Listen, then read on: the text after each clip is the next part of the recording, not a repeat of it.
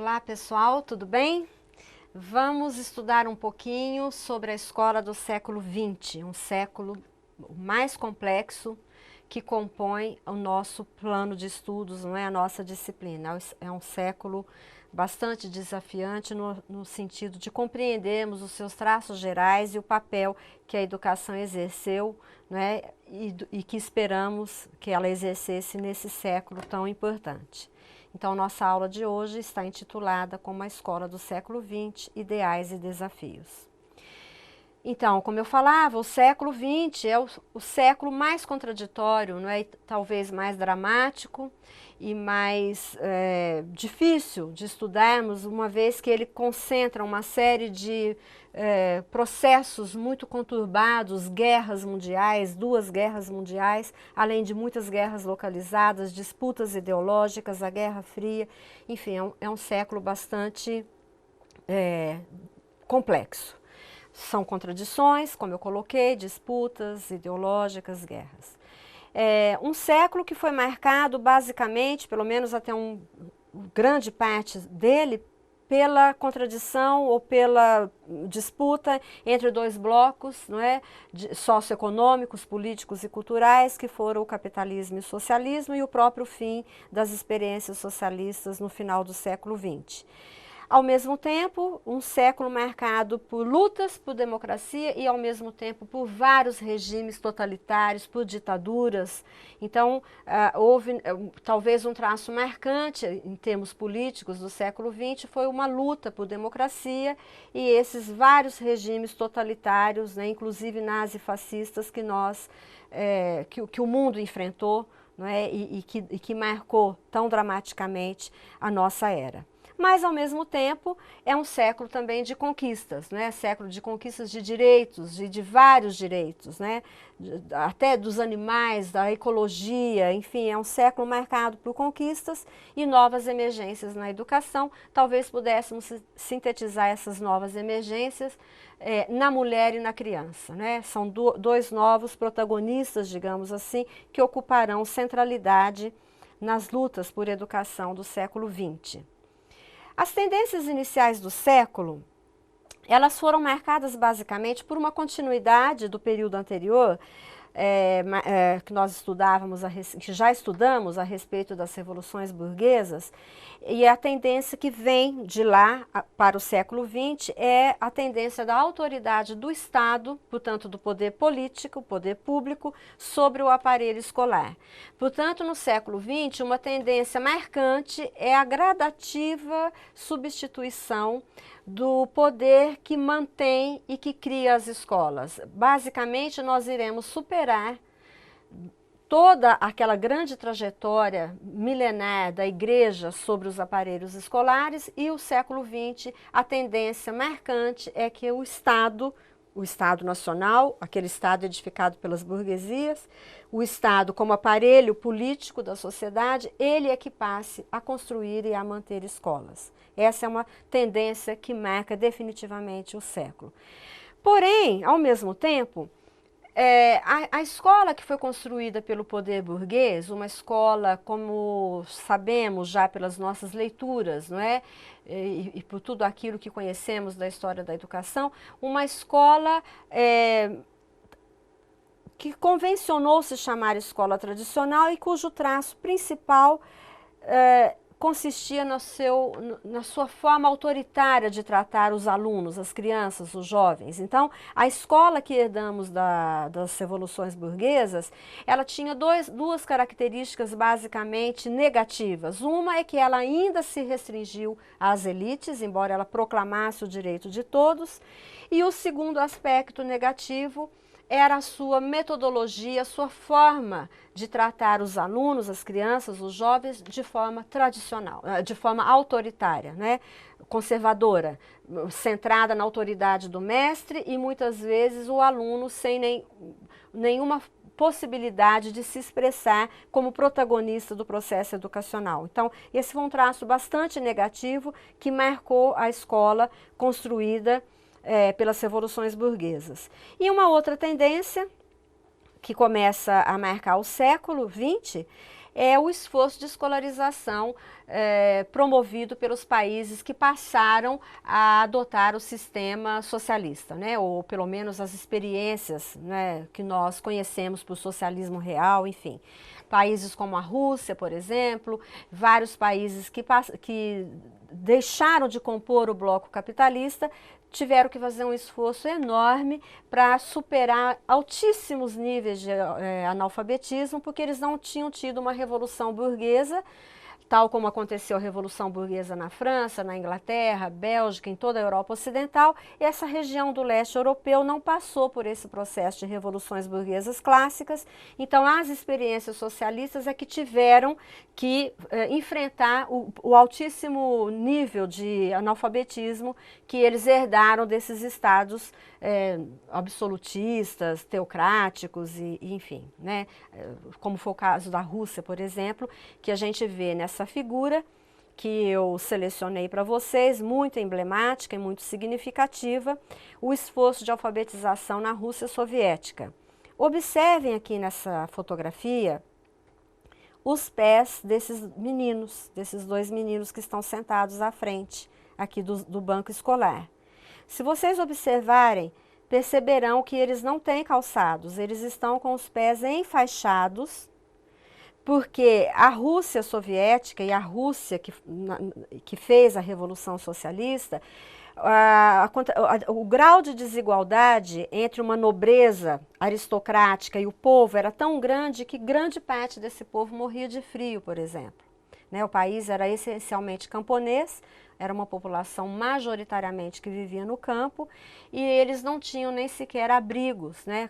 Roupas adequadas para enfrentar o rigorosíssimo inverno que a Rússia sempre teve. Então esses meninos, por exemplo, vocês veem na fotografia que eles estão com os pés enfaixados para poder frequentar a escola, porque eles não tinham calçados, ou seja, é uma situação que mostra muito bem esse contexto, né, do início da Revolução, mas que, no entanto, o poder soviético se empenhou enormemente para resolver esse problema que foi herdado secularmente. Mas um outro aspecto que eu gostaria de chamar a atenção nessa fotografia, nessa figura, é a própria fotografia que vocês veem acima, né, na parede da escola, é a fotografia de Lenin, o líder da Revolução Bolchevique na Rússia.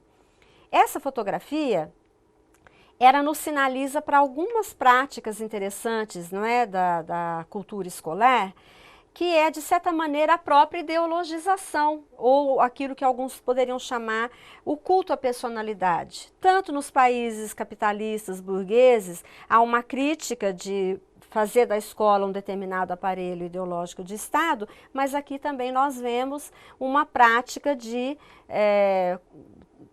estar presente no ambiente escolar a figura do líder da própria revolução, né? Então fica assim como um elemento cultural e político para nossa reflexão a respeito do papel da escola na difusão de valores e também de símbolos. O debate pedagógico em torno da educação no século XX foi riquíssimo. Nunca chegou a um nível de sofisticação e de complexidade tão grande quanto chegou no século XX esse debate. Por quê?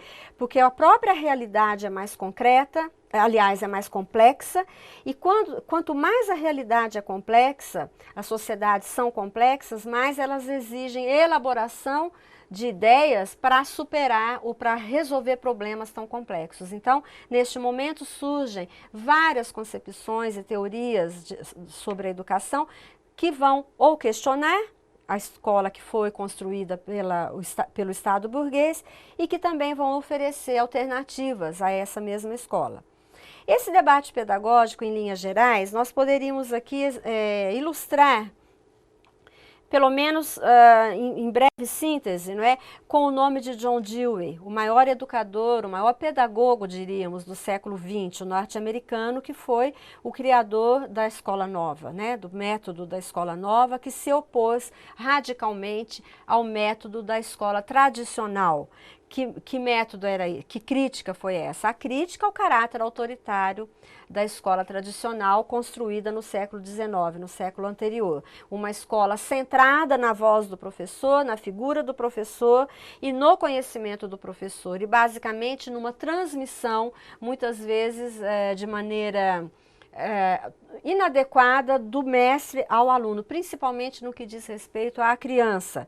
Então, Dewey, ele vai elaborar o princípio da escola nova, que poderíamos sintetizar nesse lema do learning by doing, ou seja, aprender fazendo, que pressupõe que a criança deva aprender por meio da sua própria experiência. Então, o método está baseado numa interação, não é? E numa participação da criança na construção do seu próprio conhecimento, e a partir disso também nós vamos ter uma série de interpretações construtivistas que vão ser derivadas dessa corrente que se convencionou chamar Escola Nova e que teve muitos teóricos em torno da sua própria construção.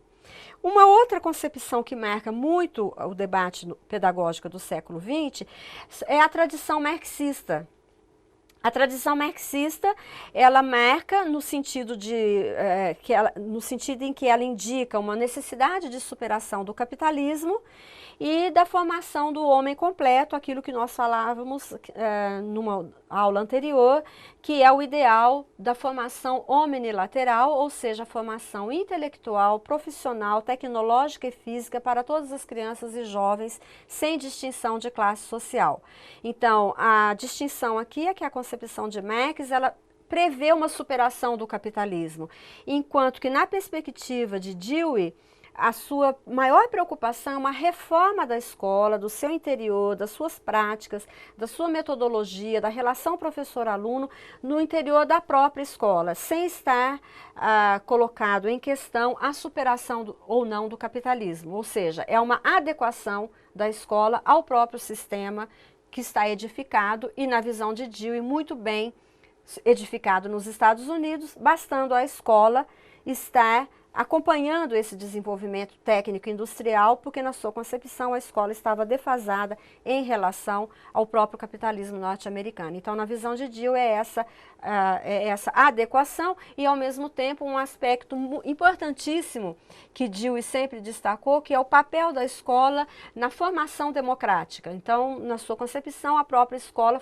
deveria funcionar como uma comunidade democrática, colaborando assim para a própria construção da sociedade democrática. Talvez uma terceira área que nós pudéssemos indicar de contribuições para a discussão, para o debate pedagógico no século XX, são exatamente as teorizações que não provieram da Europa ou dos países do sistema capitalista central, não é? Porque falávamos de Dewey, por exemplo, cujo cenário é norte-americano. A tradição marxista ela está mais ligada a um contexto europeu. E agora falaremos um pouquinho de teorias formuladas fora desse eixo não europeu. Então, são teorizações que nascem no século XX, tipicamente em países que estão ou iniciando a construção dos seus sistemas educacionais, não é? Ou com problemas na edificação desse sistema, e países que enfrentam ou enfrentavam grandes desafios para a construção desses sistemas, por exemplo, o caso do Brasil, com Paulo Freire, que é e foi o único educador brasileiro que alcançou projeção internacional com a criação de um método elaborado especificamente das condições brasileiras, mas cujos traços são universais no que diz respeito à alfabetização de adultos. Então, Paulo Freire se torna um nome importante vamos dizer assim, no conjunto dessas teorizações sobre a escola e sobre a educação no século XX, que alcança grande projeção em todo o mundo. Estive agora um ano como professora visitante na Universidade de Londres e fiquei muito orgulhosa numa turma de alunos em que eu compartilhei com um colega inglês de mestrado em História da Educação, ao ver que uma das suas bibliografias obrigatórias era exatamente o estudo sobre Paulo Freire. Então, nosso teórico alcançou uma projeção com uma elaboração fruto tipicamente das condições históricas brasileiras. Muito bem, todo esse debate, de certa forma, conforme o século XX avança e as suas contradições, ao mesmo tempo de conquistas e também de grandes desafios, não é? E de grandes problemas, não é? Internacionais, há uma preocupação em torno há uma preocupação guiando o debate pedagógico que nós poderíamos sintetizar nesta pergunta: a escola pode mudar a sociedade? Por que essa pergunta é tão importante? Porque ela, de certa maneira, ela vai sinalizar as concepções de educação que marcam o século XX num sentido que indique aquelas que têm um potencial para defender uma mudança na educação e aquelas teorias que, ao contrário, são convencidas de que a escola é um aparelho ideológico do Estado e que a educação não tem potencial para a mudança. Um momento importante dessa compreensão ou desse grande debate, nós poderíamos situar no movimento juvenil de 68, né, que foi um momento emblemático da história do século XX e que marcou também a história da educação. É um momento em que nós poderíamos dizer que os estudantes falaram na primeira pessoa. O que eu quero dizer com isso? Que os estudantes falaram por eles próprios. Então, eles romperam e desafiaram um sistema de uma educação autoritária, centrado num poder exclusivo do professor, né, de outras autoridades externas, mas que não estavam centrados na valorização do próprio estudante. Então, os estudantes se rebelam e colocam em xeque, nesse movimento, é um movimento de estudantes universitários, que colocam em xeque a desigualdade do sistema educacional. E os estudantes compreendem nesse movimento de rebelião, né, que marcou a França, a Itália, vários países, os Estados Unidos, na luta contra o racismo, que os jovens se colocam contra essas desigualdades também lá, e também no Brasil, que vivia uma ditadura militar. Então, é um movimento que tem uma abrangência internacional e um movimento que propicia aos jovens estudantes compreenderem que a desigualdade social era fruto da desigualdade, ou melhor, a desigualdade educacional era fruto da desigualdade social. Então, os estudantes tomam consciência desse fato de que uma desigualdade era relacionada, na verdade, à desigualdade econômica e social. Então, para democratizar a educação, teria que haver uma democratização nesses outros setores da vida econômica, social e política. Então, nessa contestação juvenil, nos anos 70, nós vamos ter como uma das grandes teorias que marcam a história da educação e que tem ainda muita força nos debates ainda hoje, a teoria construída por um filósofo francês, né, Louis Althusser, que define a escola como aparelho ideológico de Estado. E há várias derivações dessa compreensão. Em síntese, nós podemos dizer que essa compreensão ela está centrada numa ideia de que a escola reproduz as desigualdades e as contradições do sistema capitalista. Sendo o sistema capitalista e a sociedade capitalista governada por uma classe dominante que tem determinados interesses, esses interesses serão os interesses que prevalecerão na escola e nada que a escola faça irá mudar essa correlação de forças. Em síntese, a escola atuaria como uma transmissora ideológica desses interesses do Estado burguês, do Estado capitalista. Então, de certa maneira, a conclusão que se chega ao estudar a escola como aparelho ideológico de Estado é que tanto o movimento de professores quanto de alunos e a própria forma como se dá a construção do conhecimento não teria o potencial nenhum para operar qualquer mudança no próprio Estado, no próprio entorno, na sociedade em que nós vivemos, porque a escola meramente reproduziria, ela não teria força para mudar absolutamente nada. Em contraponto, mesmo na tradição marxista, como foi a compreensão anterior também estava, de certa maneira, respaldada numa interpretação do marxismo, nós vamos ter um contraponto também nessa tradição do maior historiador da história da educação inglesa, que foi Brian Simon.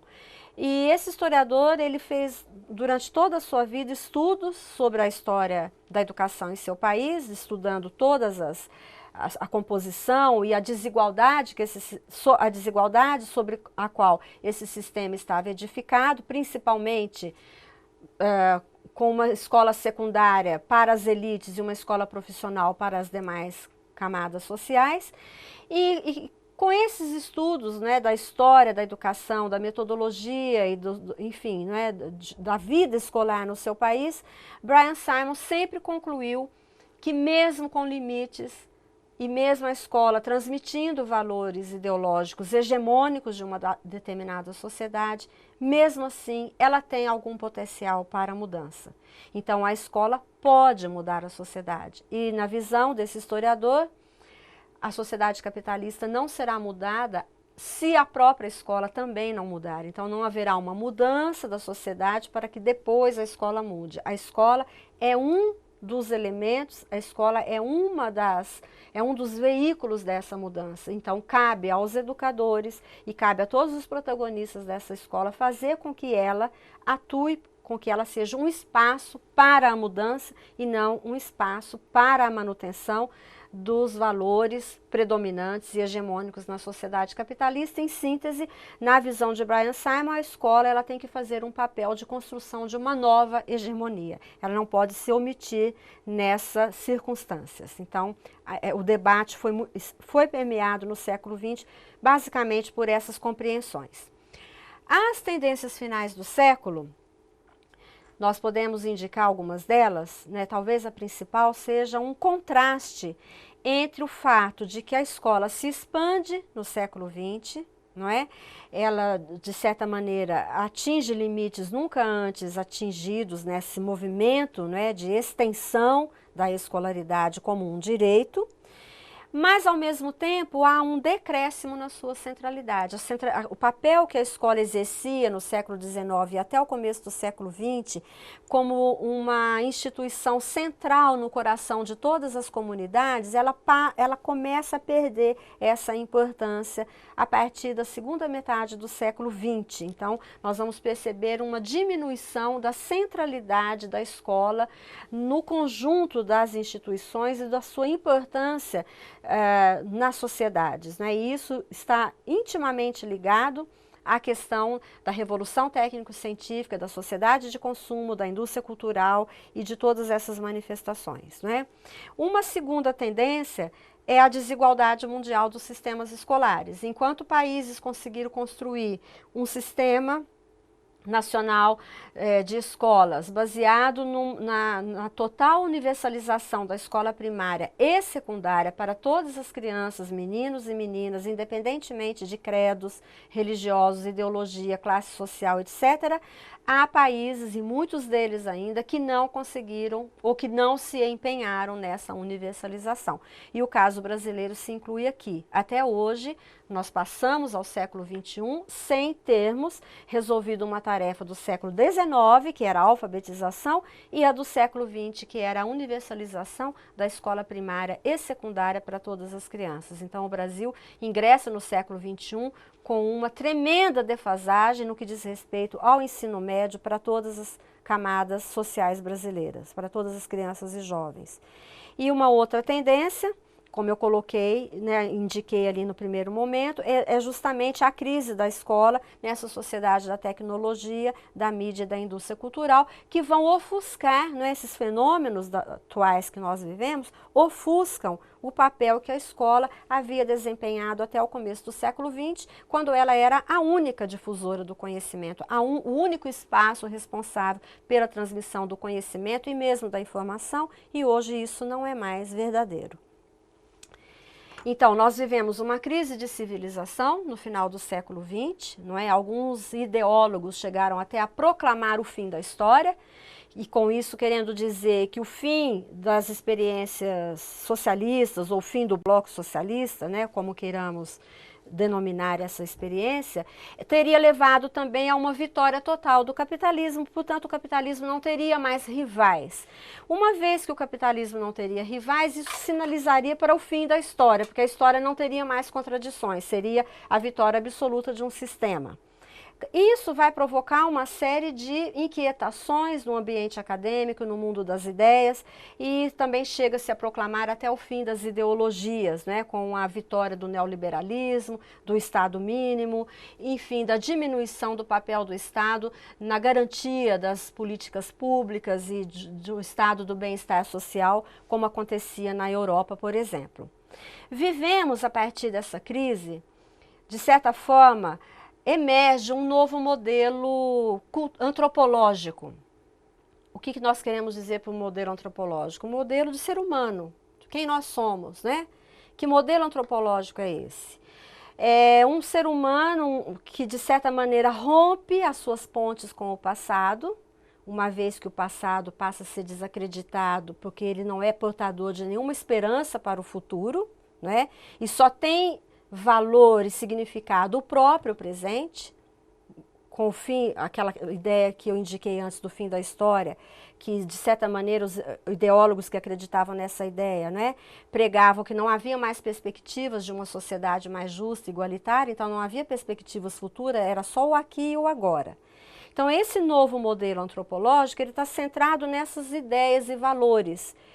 O presente como expressão de só o presente é importante, só existe o presente, e o presente compreendido no aqui e agora. Só vale para mim, só vale para você, só vale para todos o que acontece aqui agora. O passado e o futuro não tem mais importância, não tem mais valor, não tem mais peso na vida da humanidade.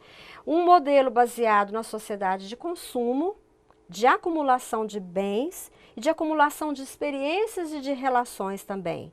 Observe que no nosso mundo nós estamos sempre, quanto mais a revolução técnico-científica avança, nós estamos cada vez mais em relação uns com os outros, né? Buscando relações, construindo relações. Então, de certa maneira, os limites se apagaram, né? Fronteiras para essas relações se apagaram. Então, isso compõe esse novo modelo antropológico que tem elementos positivos e tem elementos negativos. No campo das ideias, nós vamos observar uma correlação entre esses aspectos, né, e uma crise de valores das ideias, uma crise das próprias ideias que passam a ser compreendidas entre velhos e novos paradigmas. Os velhos paradigmas seriam aquelas ideais, concepções, filosofias que ainda acreditam ou que acreditavam na possibilidade da construção ou de superação do capitalismo, de uma sociedade mais justa, de uma sociedade não baseada na exploração de um pelo outro e não na divisão de classes.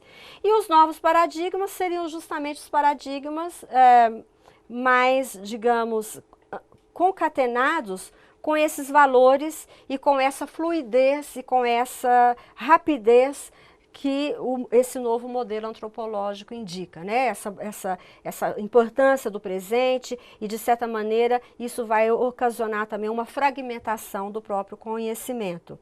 Há uma consequência muito direta no campo da história da educação, que passa a ser vista como um campo e trabalhada, né, como um campo fragmentado, sem uma ideia que dê sentido à própria história da educação, porque o próprio sentido da história foi colocado em xeque, conforme eu indiquei anteriormente, e há uma tendência ao predomínio de visões pontuais na história da educação, visões localizadas, sem relação com um contexto mais geral, com um contexto político, social, econômico e cultural, mas visões parciais e localizadas, e a perda de uma abrangência interpretativa no próprio campo da história da educação, como também em outros, mas aqui nos interessa compreender o campo da história da educação, que passa a ser, tal como outros, um campo estilhaçado em vários objetos ou micro-objetos particulares e fragmentados. Nesse contexto todo de crise, ao mesmo tempo de conquistas do século XX, ainda é necessário uma escola? Se sim, que escola é essa? Que escola temos? De que escolas temos ainda necessidade? Eu diria, sintetizaria aqui algumas ideias, né, que vêm dando eixo à nossa disciplina de História da Educação, e eu sintetizaria, primeiro, numa escola única de tempo integral. Escola única de tempo integral foi a única escola capaz de promover uma igualdade educacional nos países que realmente se empenharam em construir um sistema nacional de escolas democrático. Nenhum outro sistema deu certo. Escolas em que as crianças ficam apenas 3 horas na sala de aula, escolas com alta rotatividade de turnos, escolas para ricos e para pobres, elas vão redundar no fracasso educacional, por exemplo, que é o caso típico do Brasil. Então, a escola única de tempo integral para todas as crianças, desde da infância até a conclusão do secundário. Uma escola que integre os dois momentos formativos, intelectual e profissional, e que não que forme a elite para governar, tal como era a premissa de Aristóteles na Grécia Antiga, e muitos para o trabalho. Né? A maioria não segue para a universidade, apenas a elite intelectual é que vai seguir. Então, nós precisamos de uma escola que integre esses dois momentos e não que privilegie uma pequena elite. Uma escola crítica, que faça crítica a todo esse sistema no qual vivemos, não é? E a toda a sociedade complexa em que nós estamos imersos, humanista e democrática, né? A escola tem que ter esse forte elemento de humanização e de democratização. E as conclusões, para nós fecharmos agora, não é, essa aula, poderíamos dizer que um século, interessante essa conclusão que eu quero apresentar para vocês, é que nós chegamos, né, a uma compreensão, em comparação com os séculos anteriores, em que o processo era longo e demorado. Ao contrário, o século XX, nele mesmo, num século só, o sistema escolar se expandiu, se democratizou e, ao mesmo tempo, houve a condenação da própria escola, com aqueles movimentos que desacreditaram da escola e que pregaram a desescolarização da sociedade. Então, é um século em que vive esses três momentos: expansão, democratização, porque mesmo com limites a escola do século XX atuou no sentido democrático, e ao mesmo tempo o terceiro movimento é a condenação da escola, ou seja, é a crença de que ela não tem potencial para mudança. Então, segue-se disso uma teoria que prega a desescolarização da escola. A segunda conclusão já está subentendida, é a contradição entre a difusão do conhecimento e a perda da centralidade da escola no âmbito daqueles aspectos que nós indicamos anteriormente da sociedade tecnocientífica. A terceira conclusão é, ao mesmo tempo, conclusão e desafio. Inclusive para vocês que serão professores, né, que são professores, e muitos que irão lecionar História da Educação. Essa terceira conclusão eu sintetizo assim: educar para mudar ou descrença no papel da escola. Se nós acreditamos que a escola pode mudar alguma coisa, mesmo com limites, nós teremos uma atuação dentro da escola. Se pelo contrário, nós acreditamos que ela não tem papel nenhum e força nenhuma para mudar nada na sociedade, nós teremos um outro papel dentro da escola. Então, cada um de nós precisa se localizar nesse debate. Educar para mudar? Se sim, então nós vamos colocar todo o nosso empenho, a nossa dedicação, a nossa criatividade para mudar, mesmo com limites. Mas se nós achamos que a escola não muda nada, então nós teremos um papel de passividade diante do sistema e da própria educação. A minha postura, obviamente, é acreditar na primeira possibilidade. E finalizando com uma ideia que nós começamos o nosso curso, que foram os dois momentos formativos que marcaram o início da escola na sociedade ocidental, que foram os dois momentos formadores, né, de uma elite. Platão teorizando por uma educação unilateral, ou seja, a educação completa apenas para as elites e para as classes trabalhadoras adestramento. E no século XIX, Marx contradizendo essa filosofia que ele herda, mas supera, e mostrando que não, que teríamos que lutar por um ideal capaz de formar, nos dois sentidos, os dois momentos formativos, para todas as classes sociais, para todos os grupos, para todas as crianças e jovens. Então, ainda permanece como um desafio teórico e formativo essa grande dualidade que nos acompanha desde o princípio da escola, da história da educação. Platão ou Marx, formação unilateral ou formação omnilateral. Então, com isso, eu termino essa aula sobre a educação no século XX, sobre a escola no século XX, solicitando que vocês se empenhem em buscar aprofundamento sobre todas essas questões teóricas, sobre esses movimentos e sobre todos esses aspectos que eu trouxe. Procure aprofundar os seus conhecimentos lendo a nossa bibliografia que está recomendada e disponível no ambiente do Moodle que vocês frequentem. Contem comigo e contem com seus tutores para isso. Muito obrigada e até a próxima aula.